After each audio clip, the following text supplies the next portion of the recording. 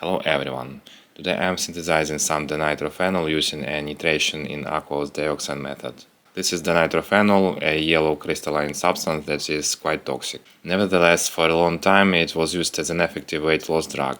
Currently such use is prohibited, and for a good reason, as it is very dangerous. I need it for synthesis of DNPO, dinitrophenyl oxalate, to demonstrate chemiluminescence. Peroxyoxalate chemiluminescence is very bright and significantly surpasses other types of chemiluminescence in efficiency. The glow of luminol and the glow of green tea that I showed in previous videos doesn't even come close to such bright and long-lasting glow. So regarding the synthesis. On YouTube, this substance is synthesized either by nitration of phenol in alcohol or from dinitrochlorobenzene. I will try the nitration in dioxane. I found it in one article, and according to it, it should give high selectivity up to 95%. According to this article, you need to take 1 gram of phenol, 20 ml of dioxane and 5 ml of nitric acid. Heat to 80 degrees for 1 hour, and the conversion to dinitrophenol will be 95%. Which looks very attractive. I took slightly different ratios. I dissolved 20 grams of phenol in 150 milliliters of dioxane, then added 5 milliliters of 55% nitric acid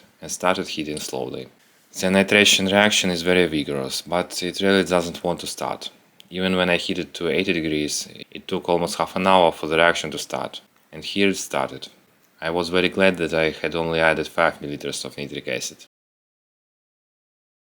Then I slowly added the nitric acid, keeping the temperature between 70 and 80 degrees Celsius. Below 70 degrees the reaction doesn't proceed. Above 80 degrees there is no need to heat, as dinitrophenol might form. After adding about 20 ml of nitric acid over about an hour, I added the rest much faster, because it no longer causes such a vigorous reaction. Then I heated for 3 hours at 80 degrees. After that, I cooled the mixture and poured it into 600 ml of water and filtered the crude dinitrophenol. Quite a lot of dinitrophenol is still in the water. Ideally, the water should have been extracted with ethyl acetate or dichloromethane, but I didn't do that. Here is the spectrum of crude dinitrophenol. I obtained 25 grams of it. These are the signals of 2,4-dinitrophenol, and these are the signals of 2,6-dinitrophenol. And there is 10% of it here. And this is the small signal of dinitrophenol.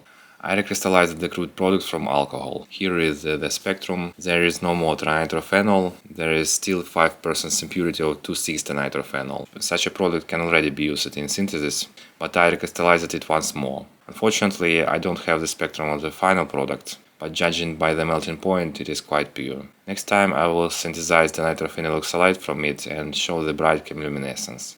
I already have oxalyl chloride for that. That's all for today. Goodbye.